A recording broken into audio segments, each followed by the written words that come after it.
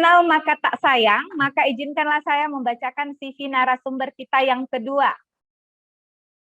Nama lengkap Darmawan Napitupulu, menyelesaikan S2 dan S3-nya pada Fakultas Ilmu Komputer di Universitas Indonesia. Sekarang beliau adalah researcher atau peneliti pada Lembaga Ilmu Pengetahuan Indonesia dan Badan Riset dan Inovasi Nasional. Pernah menjabat sebagai Sekretaris Fakultas Ilmu Komputer di Universitas Borobudur, kemudian menjadi Wakil Dekan hingga tahun 2018. Dan dari tahun 2018 hingga saat ini, Bapak Darmawan menjadi Ketua Ikatan Dosen Republik Indonesia DKI Jakarta.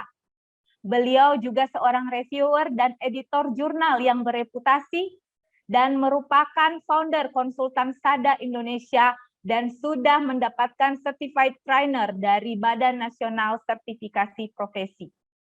Baik Bapak, mohon izin sebelumnya saya ingin menyampaikan bahwa pemaparan materi akan berlangsung selama 15 menit dan selebihnya 15 menit kita akan melakukan diskusi ataupun sesi tanya jawab. Kami ingatkan kembali kepada Sobat Uniraya untuk boleh sambil menyimak materi dari narasumber kita, juga boleh melayangkan pertanyaan lewat chat yang sudah tersedia dengan format yang sudah ditentukan oleh panitia. Langsung saja kepada Bapak Darmawan, dipersilahkan.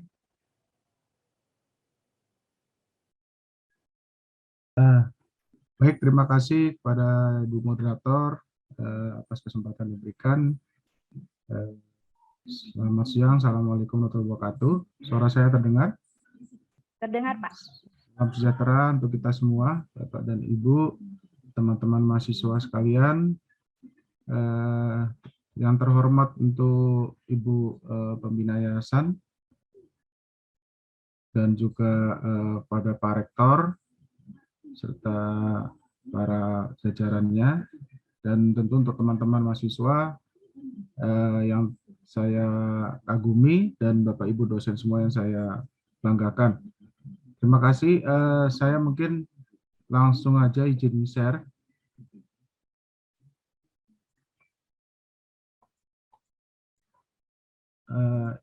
Ini kelihatan kah? Kelihatan, Pak. Aman.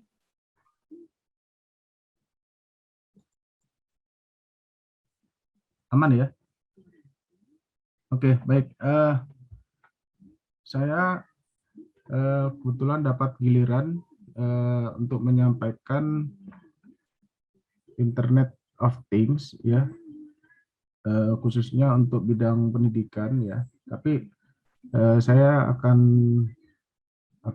membahas mungkin juga secara umum terlebih dahulu apa itu Internet of Things, gitu ya.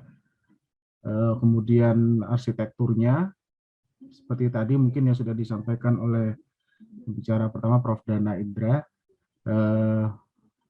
Lalu nanti ada penerapan contohnya, ya, contoh penerapannya arsitektur tersebut di beberapa bidang, gitu ya, termasuk bidang pendidikan, gitu.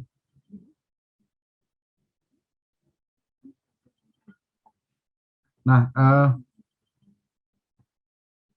seperti kita tahu bahwa IoT seperti yang disampaikan tadi, ya,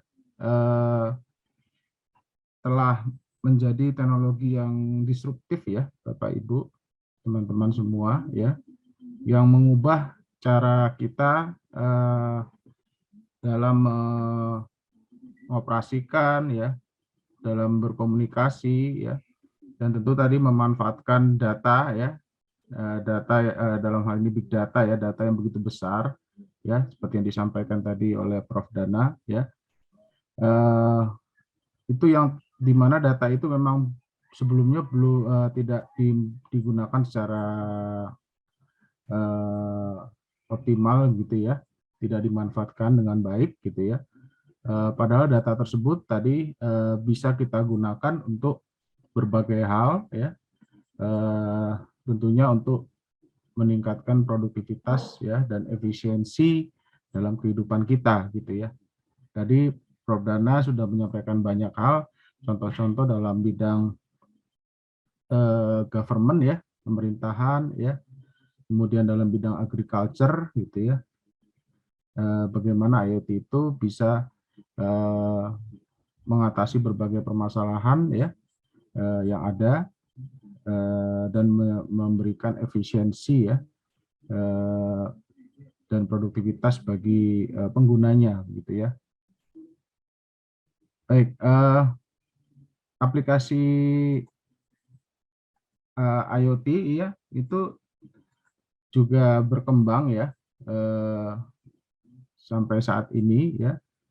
Dan kita lihat dari ini dulu apa namanya revolusi industri ya.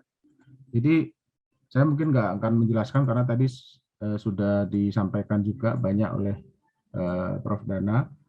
Jadi tadi tergelitik juga dengan pertanyaan gitu ya, apa dampak negatif gitu ya. Saya lihat tadi ada di chat gitu ya, dari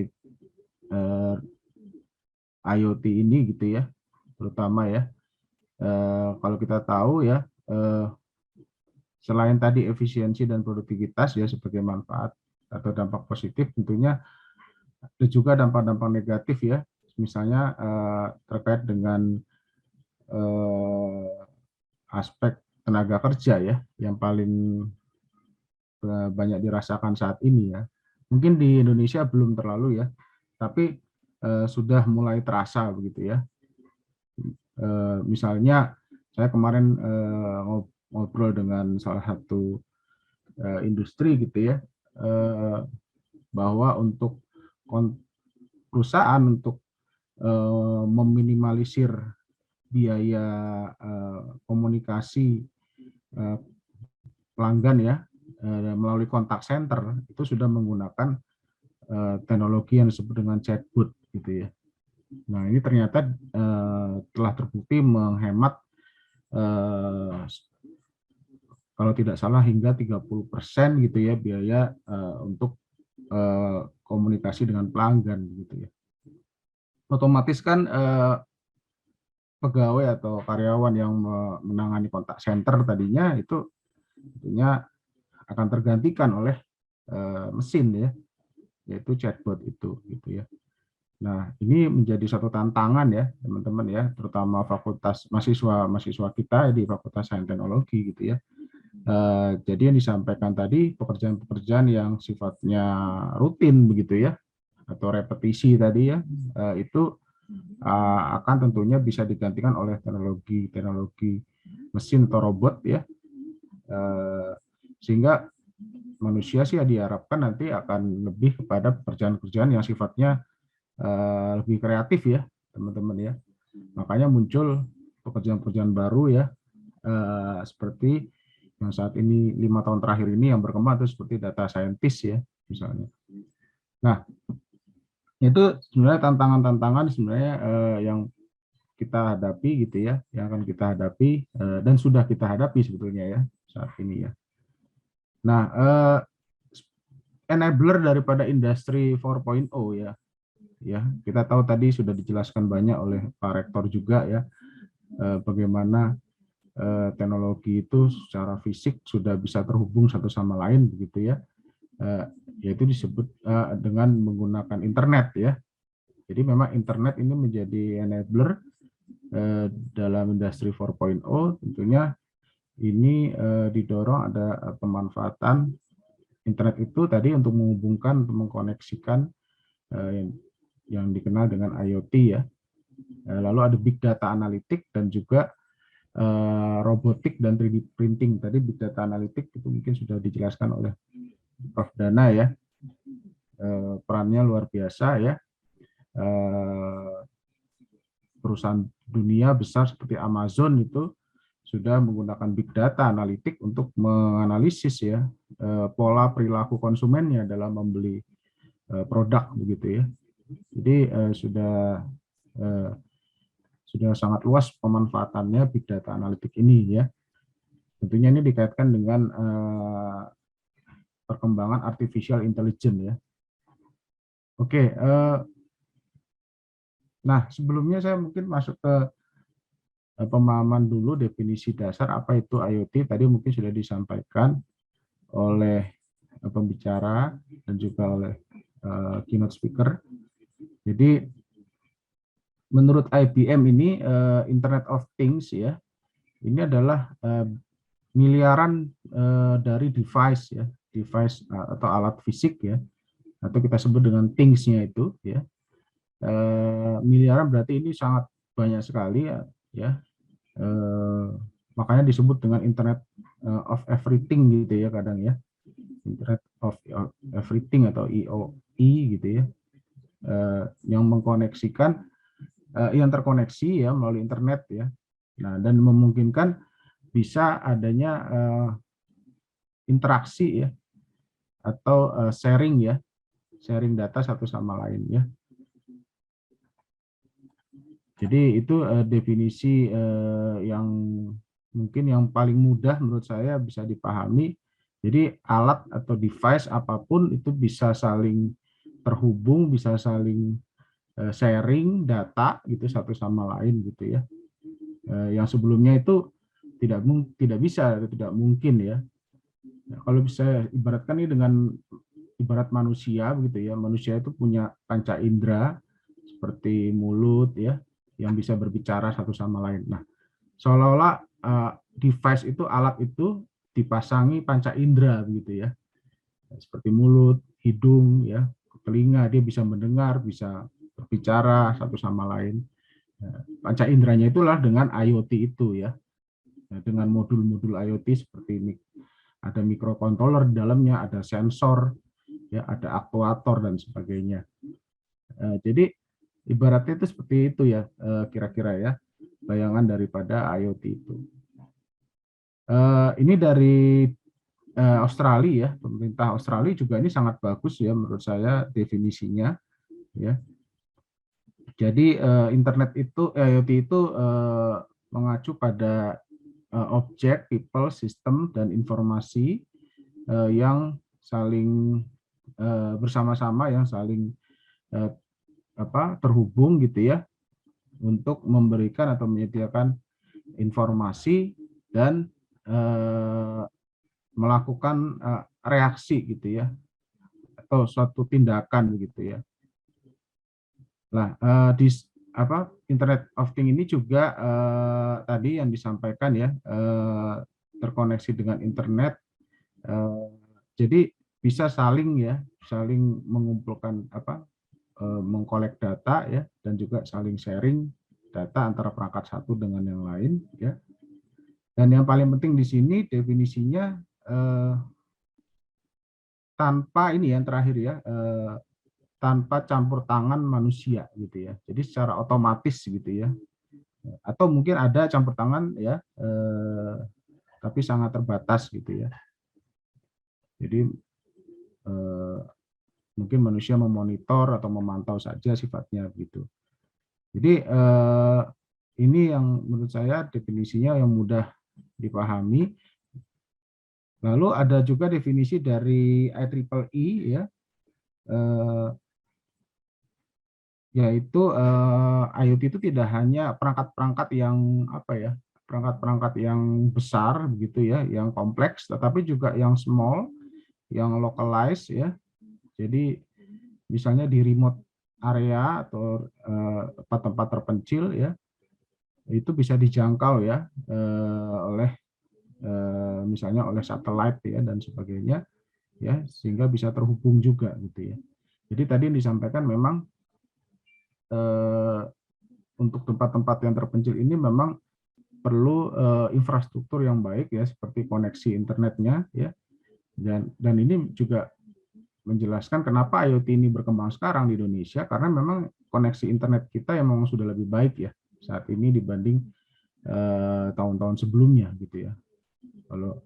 Kalau dulu kita terapkan IoT itu tidak mungkin karena koneksinya sangat kurang ya. Nah itu jadi, nah kalau kita lihat juga perkembangan IoT ya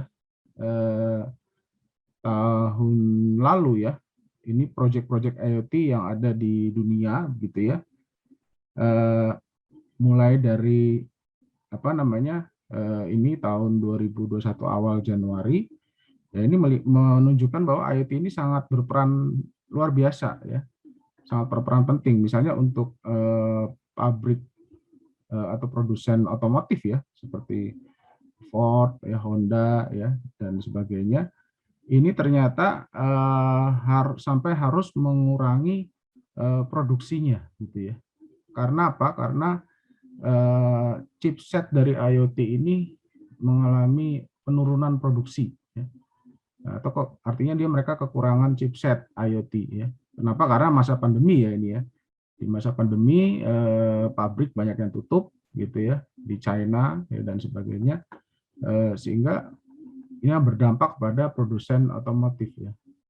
Di samping itu juga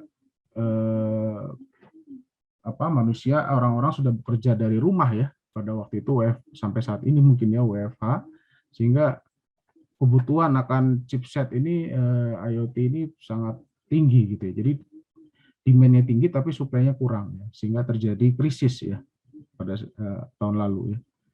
Jadi seperti itu. Lalu di Cina juga akan membuat 5G factory ya dalam 3 tahun terakhir ke depan ya. 5G yang terkoneksi ya. Kalau tidak salah ada 30 pabrik yang akan dikoneksikan ya secara terintegrasi gitu ya. Dan ini menghasilkan menyediakan platform-platform IoT ya. Dan ini sudah direncanakan di tahun 2021 oleh China ya, 30 pabrik besar ya di China. Kemudian ada juga perusahaan ini supplier, yaitu Bosch ini supplier otomotif juga ini mengumumkan ada namanya istilah baru ya, bukan lagi IoT tapi AIoT gitu ya. IoT ini artificial intelligence. Jadi gabungan antara IoT dengan artificial intelligence ya. Jadi strategi bisnisnya ini diimplementasikan dan dengan pengembangan chipset yang mengkombinasikan dua teknologi ini. Jadi istilahnya bukan hal yang bukan lagi IoT tapi sudah IoT ini ya, AIoT. Ini satu buzzword yang baru ya. Nah, kemudian Microsoft juga dengan metaverse-nya ya. Kita tahu waktu itu Facebook 2021 ya, sekitar bulan Facebook ya, Oktober mungkin ya, sudah mengumumkan akan berubah ke metaverse-nya ya oleh Mark Zuckerberg. Nah, tetapi ternyata Microsoft itu lebih dulu pada saat bulan Maret ini sudah mengumumkan atau mengeluarkan yang namanya Microsoft Mesh ya. Ini adalah salah satu bentuk metaverse. Lalu banyak lagi yang lain. New York City ini adalah, kita tahu ini kota terbesar dengan kekuatan ekonomi yang terbesar juga di Amerika ya. Juga melaunching strategi IoT-nya ya. Untuk mengkoneksikan ya tentunya banyak fasilitas publik ya di New York itu ya, untuk meningkatkan layanan kepada masyarakat ya. Kemudian ada Verkada ini dia menemukan justru di IoT ini banyak terjadi masalah security ya, keamanan yang keamanannya tidak ya sangat rentan begitu ya. Jadi ini memang terkait dengan vendor ya, banyak vendor yang tidak melakukan keamanan atau manajemen keamanan terhadap produknya ya. Jadi banyak terjadi video-video atau video yang diambil ya dan dijual ya ke pasaran dari security kamera. Ini merupakan titik lemahnya, titik rawannya dari IoT ya, perangkat IoT dan sebagainya ya. Nanti bisa dilihat lagi ya. Nah, ini mungkin sekilas saja mungkin arsitektur daripada IoT kita perlu tahu, tadi mungkin ini sudah sempat dijelaskan oleh Prof. Dana ya. Sudah sempat dijelaskan Prof. Dana. Jadi memang kita harus tahu elemen-elemen apa saja sih yang ada dalam IoT ya. Ya, mungkin ini model ini atau framework ini belum ada semacam kesepakatan atau konsensus ya mengenai arsitektur mana yang akan yang paling menjadi acuan ya. Kita lihat Google sendiri mengeluarkan framework atau arsitektur sendiri ya, Siemens mengeluarkan layer-layer yang berbeda, masing-masing berbeda satu sama lain ya dan sebagainya. Nah, ini saya ambil dari soft science ya,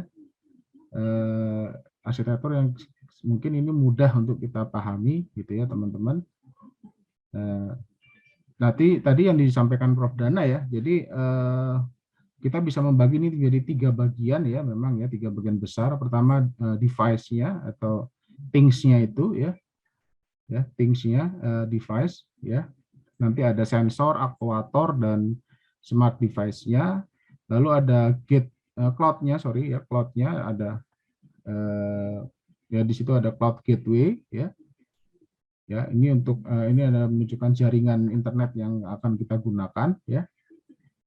Di mana data-data di sini akan dikirimkan melalui jaringan internet ini dan juga akan dikembalikan lagi ya ke device itu ya. Lalu di sisi kanan ini ada aplikasi ya atau terkait dengan machine learning dan juga data analitiknya gitu ya. Ini untuk memberikan kontrol ya terhadap nanti device yang akan dijalankan gitu ya. Ya, oke kita lihat. Nah, jadi yang disebut dengan things ya atau device ini ya, dia harus punya sensor ya, harus punya sensor. Jadi sensor ini adalah sebuah device ya yang mengkonversi parameter fisik menjadi sinyal listrik ya atau elektronik ya. Ya. Sensor sinyal elektronik ya. Seperti sensor suhu ya, sensor halangan, sensor pH ya, kamera, mikrofon, mungkin ada juga sensor bau gitu ya. Ya banyak sekali sensor ini ya, atau itu adalah satu instrumen yang kita gunakan untuk menangkap data gitu ya, menangkap data. Nah, nanti di sini data itu akan dikirimkan melalui tadi ya cloud dan sebagainya untuk nanti diterjemahkan oleh aktuator ya. Aktuator ini adalah sebuah device yang mengkonversi sinyal elektronik tadi yang dari sensor menjadi output fisik ya, physical output ya. Ya, misalnya untuk menggerakkan motor ya, LED menghidupkan lampu, mematikan lampu, saklar ya, atau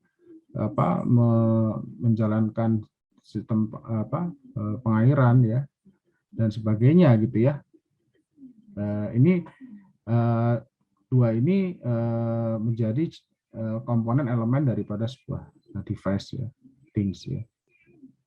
Nah, prosesnya kurang lebih ya kira-kira jadi dari data yang ditangkap oleh dari sensor tadi ya, itu akan sebelum dikirimkan ke jaringan atau internet ya, itu akan diproses dulu di gateway ya, yang disebut dengan pre-processing atau pemrosesan awal begitu ya, agar data ini data ini difilter dulu ya, artinya dipilih apa data-data apa yang diperlukan saja begitu, kemudian juga bisa dilakukan agregat gitu ya, supaya data yang dikirimkan ini tidak memiliki ukuran yang besar gitu ya. Jadi volume data tadi bisa diperkecil sehingga data-data yang diperlukan saja karena ini penting sekali ketika mengirimkan ke internet, kita membutuhkan bandwidth ya, sehingga ini bisa menghemat bandwidth kita dan proses pengiriman juga bisa berjalan dengan cepat ya. Nah, ini disebut dengan local gateway ya.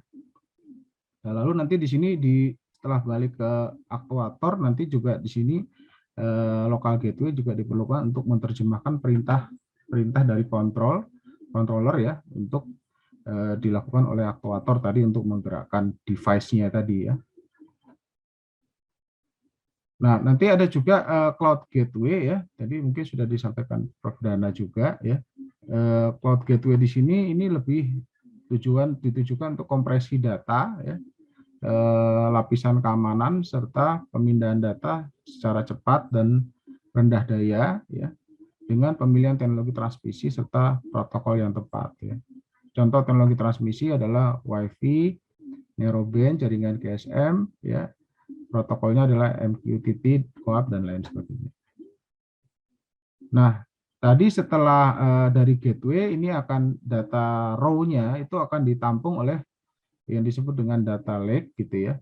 Prosesnya data lake ini nanti akan diolah lagi dalam data warehouse ya. Nah, raw data ini bisa biasanya berupa data yang tidak terstruktur ya, teman-teman ya.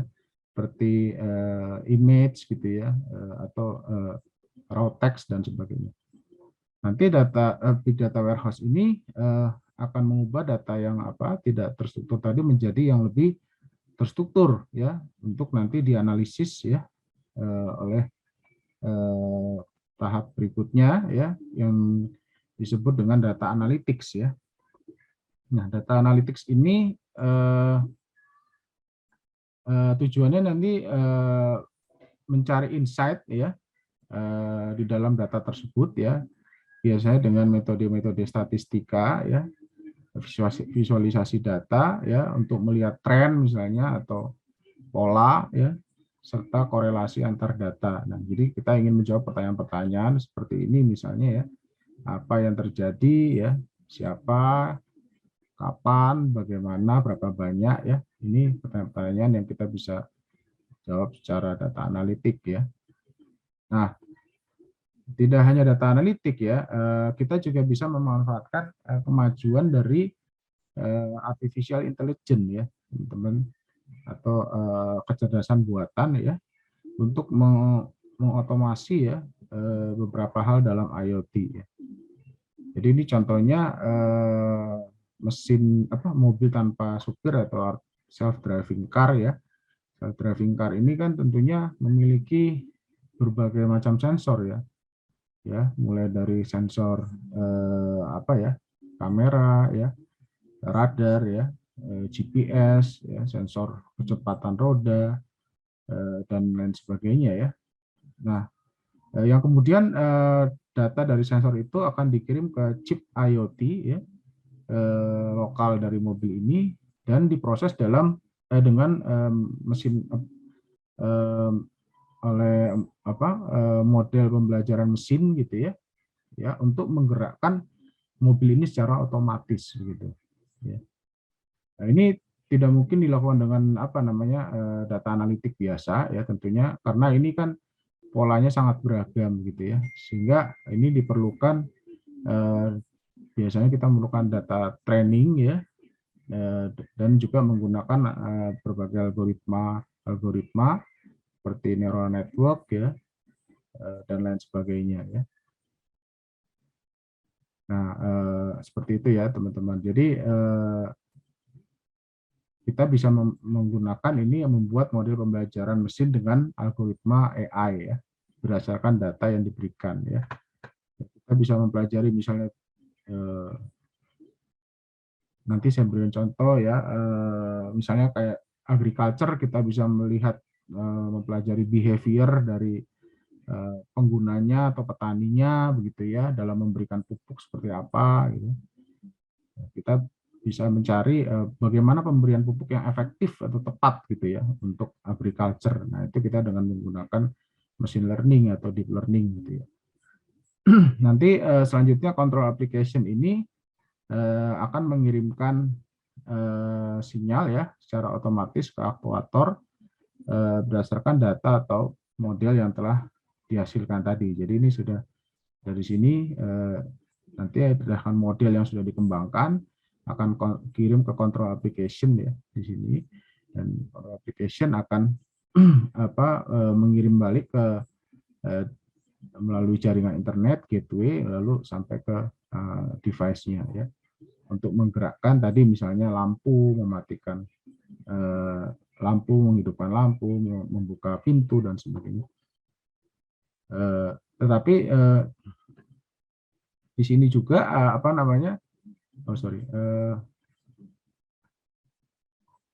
dari sini juga kita bisa sebenarnya dari big data tidak harus melalui machine learning ya teman-teman ya, jadi bisa langsung saja melakukan kontrol aplikasi ya, jadi tidak harus melalui machine learning yang misalnya saja untuk menghidupkan mematikan lampu, yaitu cukup langsung ke kontrol application dengan aturan-aturan yang kita buat ya. Biasanya kita menggunakan aturan rule base ya teman-teman ya, selain machine learning yang tadi disampaikan Prof. Dana, misalnya menggunakan aturan if then ya, jika misalnya tidak ada orang maka lampu akan dimatikan misalnya ya. Atau jika suhunya sekian maka lampu perlu dihidupkan ya, sehingga hangat dan sebagainya. Nah, ini salah satu contoh saja intelligent lighting ya. Nah, tadi terkait dengan smart lamp ya, lampu ya. Nah, ini lampu ini mungkin bukan lampu jalan ya, bukan lampu yang milik publik, tapi mungkin ini lebih ke lampu yang dimiliki oleh rumah ya, rumah tertentu ya, jadi pemiliknya adalah perorangan. Nah, di sini kita bisa lihat ada beberapa sensor yang kita bisa gunakan ya, sensor daylight, sound ya, suara, people movement ya, untuk mendeteksi ada orang apa tidak ya di lokasi ini gitu ya. Sensor yang cahaya ini juga ya, daylight tadi ya, dan sebagainya, sehingga nanti ini data yang ditangkap oleh sensor ini akan dikirimkan melalui gateway ya, ini tentunya melalui gateway ya, raw datanya ke data lake, lalu ini akan dari berbagai sensor tadi, raw data akan diolah menjadi data struktur di data warehouse ya teman-teman. Nah, lalu big data warehouse ini ya akan menyediakan data untuk kita analisis, misalnya mengenai kapan schedule waktu pemilik rumah ini mematikan lampu, kapan mereka menghidupkan lampu ya, terus berapa sih misalnya rentang energi yang digunakan ya, penggunaan energinya dalam rentang waktu tertentu ya, kita bisa analisis di sini, dan juga informasi-informasi yang lain ditangkap oleh sensor ya, melakukan data analitik. Nah, selanjutnya ini juga kita bisa melakukan machine learning ya, untuk mempelajari pola-pola ya, tadi penggunaan lampu yang efektif dan tepat ya, atau mempelajari perilaku daripada pemilik rumahnya ya, sehingga kita tahu nanti kapan ini lampu ini dimatikan, kapan harus dihidupkan dan seterusnya ya. Nah, di sini juga ada user application atau mobile application ya, yang bisa digunakan oleh pengguna ini untuk menghidupkan mematikan lampu secara manual misalnya ya. Ini biasanya berbasis mobile atau Android gitu ya, sehingga bisa digunakan oleh pemilik rumah atau penggunanya ya. Nah, oke, di sini nanti ada control application ya, untuk menggerakkan atau memberikan perintah kepada aktuator tadi ya, untuk menghidupkan atau mematikan lampu. Nah, di sini yang tadi kalau kita menggunakan rule base gitu ya, kita bisa juga menggunakan rule base tanpa menggunakan machine learning ini ya, yang lebih kompleks.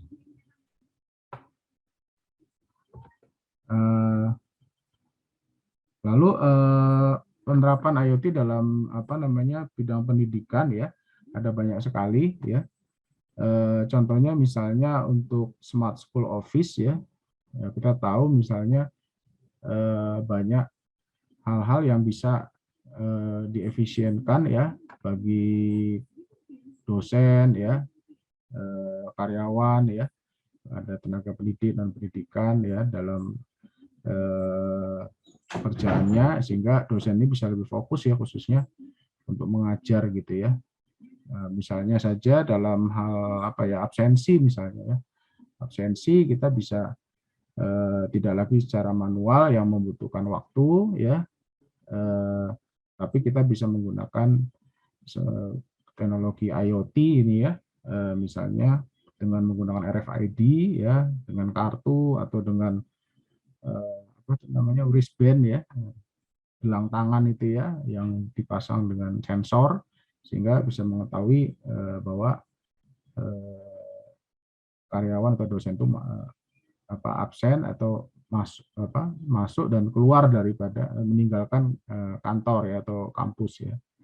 Jadi bisa dilakukan secara otomatis gitu. Juga untuk mahasiswa juga ya, tentunya bisa digunakan teknologi seperti ini dengan RFID misalnya ya.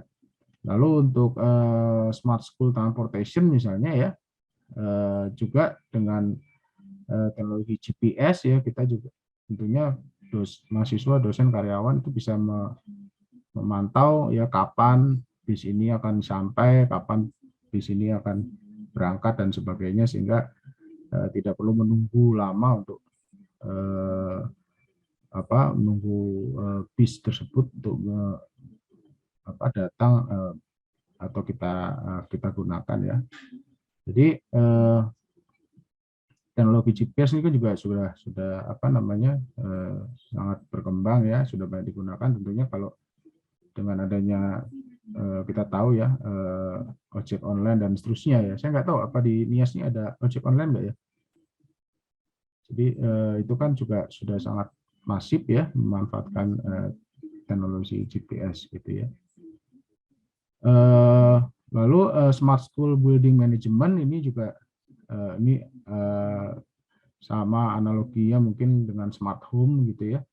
Jadi bagaimana mengelola gedung ya secara efisien ya. Misalnya kita bisa memonitor penggunaan energi listrik misalnya ya melalui lampu, AC dan seterusnya ya, sehingga kita bisa melakukan penghematan gitu ya, efisiensi di dalam penggunaan energi ya, khususnya lampu, AC misalnya ya, atau laboratorium ya. Misalnya kita juga bisa memonitor keberadaan perangkat-perangkat tersebut, misalnya perangkat proyektor, infocus ya, laptop dan sebagainya dengan memasang teknologi IoT gitu ya. Jadi dengan RFID tadi misalnya ya. Itu sudah banyak sekali dimanfaatkan oleh institusi pendidikan ya. Kemudian yang lain lagi ada Smart Student Health ya. Mungkin nanti bisa diskusi. Smart Classroom ini bagaimana menciptakan pembelajaran yang tidak yang menarik ya, tidak membosankan. Biasanya kan pembelajaran ini low engagement ya teman-teman ya, engagementnya rendah sehingga mahasiswa ini ya tidak semangat dalam mengikuti pembelajaran. Nah, biasanya kita menggunakan teknologi IoT misalnya seperti teknologi virtual reality, augmented reality ya, untuk memperkaya materi pembelajaran dengan video-video ya.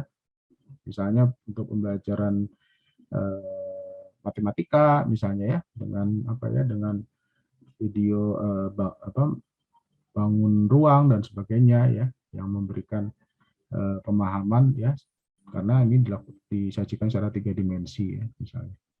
Jadi itu tinggal dikoneksikan dengan handphone ya, alat itu, device itu, sehingga bisa dimanfaatkan untuk proses pembelajaran gitu ya.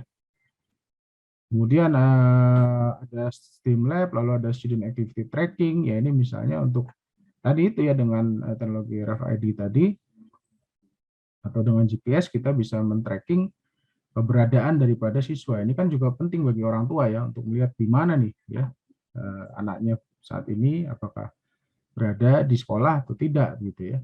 Jadi kita melakukan tracking juga untuk keamanan sekolah juga ya, untuk menghindari adanya orang-orang yang tidak apa ya, tidak berkepentingan ya, atau penyusup gitulah masuk ke dalam sekolah atau kampus ya, sehingga kita bisa lakukan karena dengan apa RFID tadi misalnya kita bisa melihat identitasnya dia dan sebagainya ya. Dan kemudian ada smart cafeteria misalnya dengan ada kantin sehat, lalu ada student IoT project management ya, ini untuk mengerjakan tugas-tugas atau ujian online ya. Kita bisa menggunakan perangkat-perangkat seperti kamera dan sebagainya, atau dengan voice recognition ya, kita hanya menyampaikan suara saja sehingga data itu bisa tersimpan ya. Itu mungkin penjelasan dari saya. Lebih kurangnya terima kasih. Saya kembalikan ke moderator.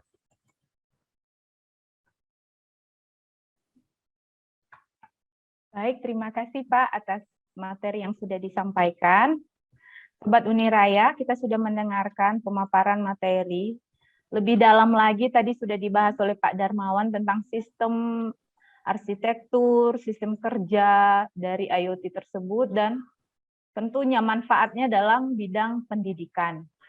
Baik, jika ada pertanyaan boleh langsung dikirimkan di kolom chat, atau kalau belum, saya persilahkan jikalau ada dari Sobat Uniraya yang ingin bertanya, boleh melambaikan tangan dan nanti panitia akan mempersilahkan peserta tersebut dengan meng-unmute mikrofonnya. Sekali lagi, baik bagi peserta yang ingin bertanya, silahkan melambaikan tangan dan kami akan mempersilahkannya.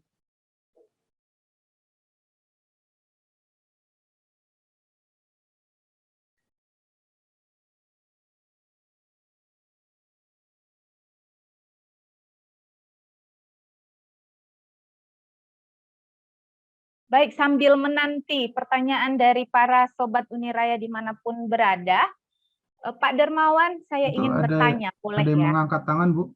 Oh, ada? Kelihatannya itu. Ada ya? Pak, Siapa ya? itu? Panitia boleh dilihat siapa yang sedang melambaikan tangannya. Bapak Jen apa Ibu Jian ya? Uniraya Jian ya? Ya, Jian. Jian. Oke, Jian. Oke, silakan Jian di-unmute dulu.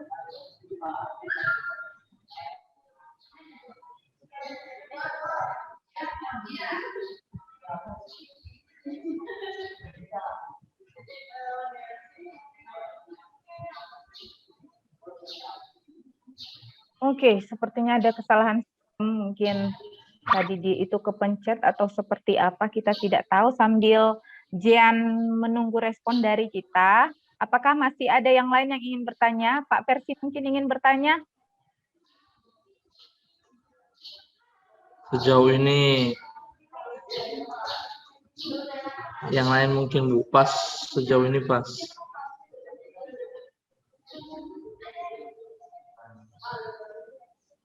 Itu ada di chat satu Bu.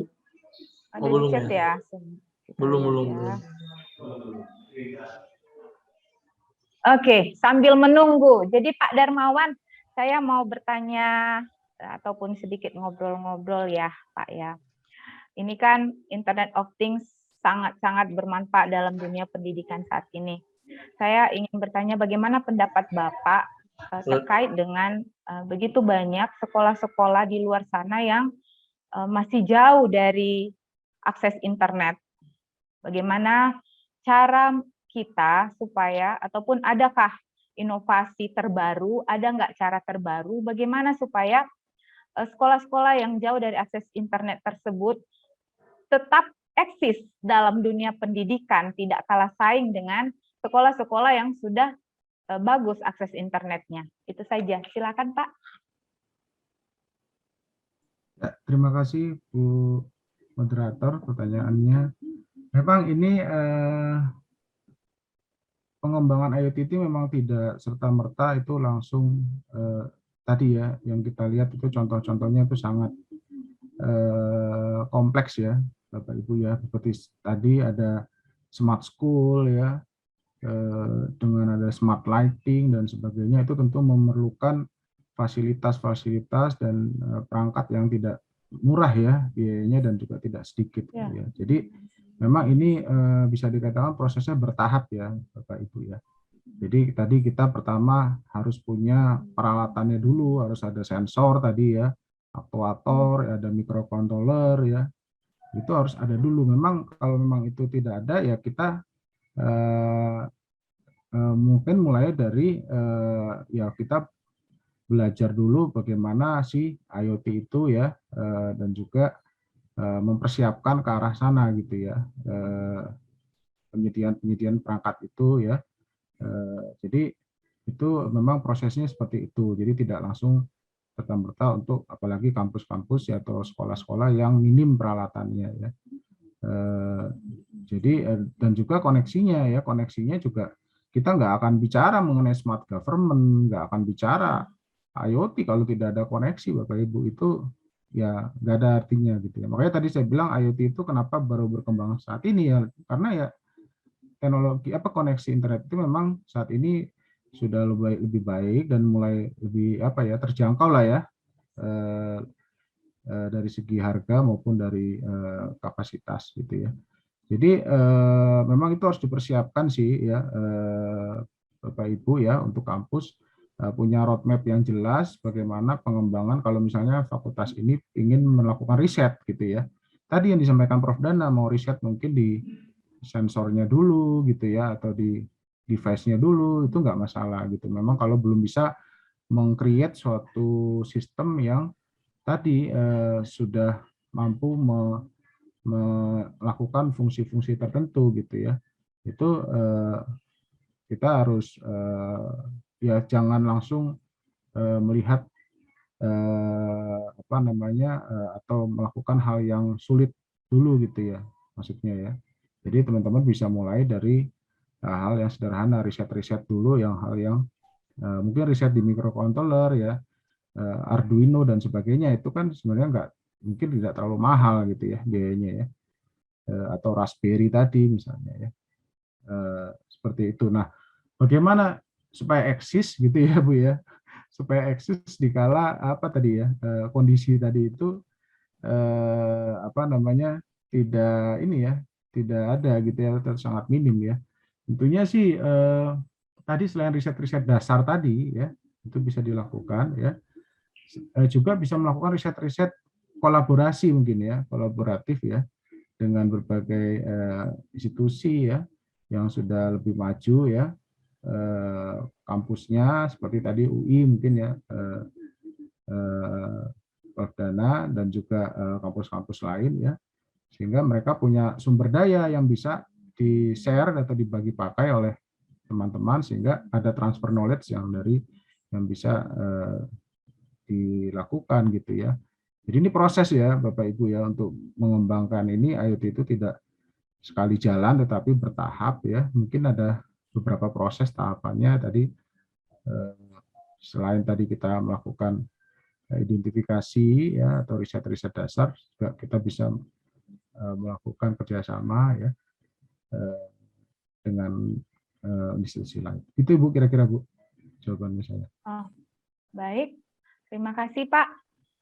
Ada yang lain yang ingin bertanya, boleh lambaikan tangannya. Nanti kalau saya bertanya lagi, saya borong semua. Yo, ada lagi yang mau bertanya? Nggak apa-apa Bu. Ini kita dalam institusi pendidikan pasti kepo banget nih terhadap IoT, bagaimana supaya itu bisa kita terapkan di kampus kita ataupun di sekolah kita. Nah, ini ada pertanyaan nih dari Paskali Sarumaha. Pertanyaannya, dengan adanya industri 4.0, apakah kita sebagai mahasiswa harus memiliki dasar keahlian seperti halnya basic dasar pada IT dan elektronika yang berkaitan dengan industri 4.0 tersebut? Iya, saya jawab ya Bu ya. Iya, Jadi silakan betul Pak. ya, tadi yang saya sudah jelaskan ya, dari arsitektur tadi lah, ya, arsitektur IoT tadi ya, itu kan kita bisa lihat berbagai bidang ilmu ya sebenarnya ya, bisa masuk di situ ya. Dari sisi elektroniknya ya, yang device tadi ya, sensor dan sebagainya, itu kan kita harus paham ya dari sisi elektroniknya. Kemudian dari sisi hardware-nya juga ya, eh, jaringan dan sebagainya, infrastruktur itu juga perlu paham gitu ya, teknologinya seperti apa ya. Kemudian dari sisi tadi analitiknya, IT-nya ya, IT-nya di sebelah kanan itu, programmingnya, bagaimana mengembangkan algoritma ya, machine learning dan sebagainya, itu juga harus dipelajari. Jadi ini sudah interdisiplin ilmu sebenarnya IoT ini ya Bapak Ibu. Jadi tidak hanya IT tetapi bidang ilmu, bahkan tidak hanya dari teknologi teknik ya, tapi domain-domain yang lain seperti misalnya Bapak Ibu tadi Prof Dana menyampaikan smart government. Nah, itu kita harus menguasai bidang ilmu pemerintahan ya. Bagaimana bisnis proses di pemerintahan itu, kalau enggak kan enggak mungkin ya. Lalu misalnya di bidang kesehatan, ya harus paham juga bidang kesehatan gitu ya.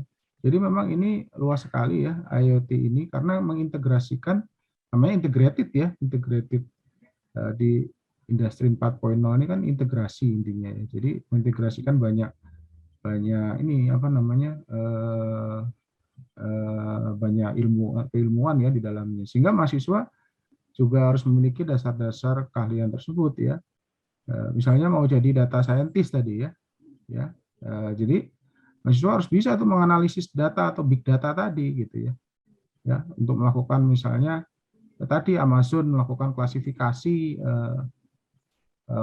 pelanggan mana yang loyal dan mana yang tidak loyal misalnya, ya, atau dia melakukan apa namanya prediction ya,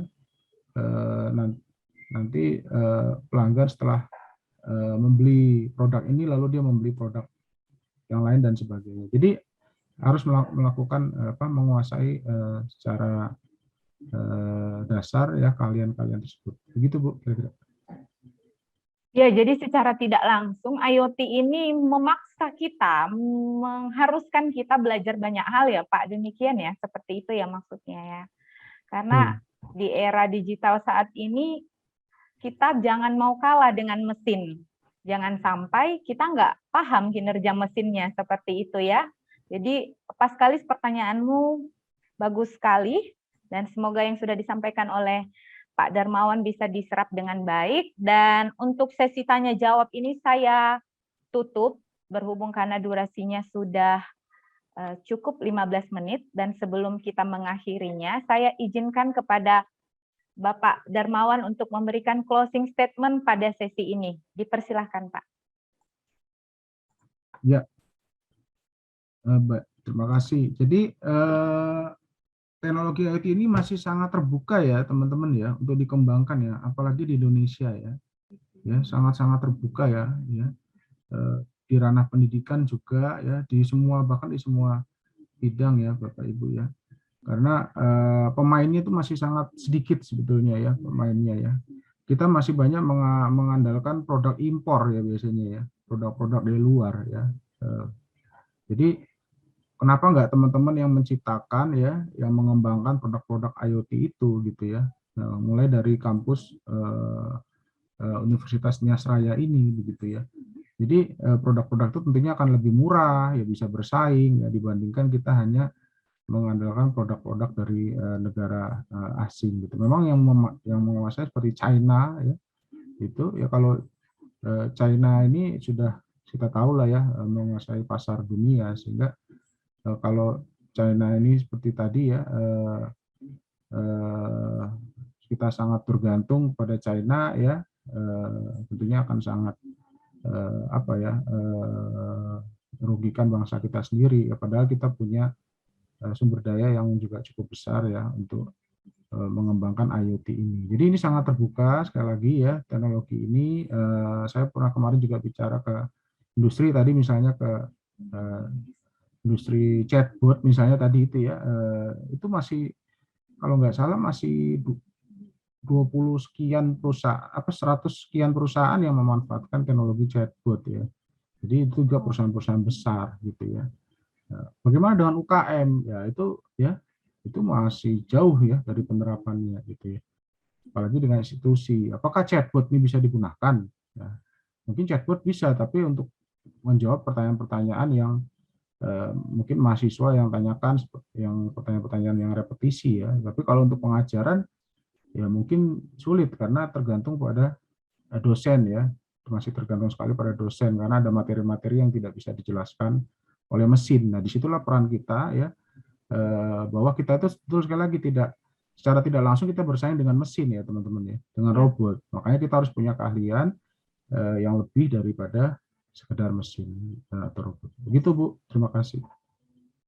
Baik, terima kasih Pak untuk ilmunya sudah membawa insight baru untuk semua Sobat Uniraya dimanapun berada saat ini. Dan demikian sesi kedua pada hari ini. Terima kasih Bapak, semoga sehat selalu, panjang umur, sampai bertemu di kegiatan-kegiatan selanjutnya. Kiranya tetap berkenan ketika kampus Raya ingin mengundang Bapak kembali dalam kegiatan-kegiatan webinar selanjutnya. Terima kasih Pak. Amin. Terima kasih Mas Tobias, terima kasih semua. Terima kasih Pak.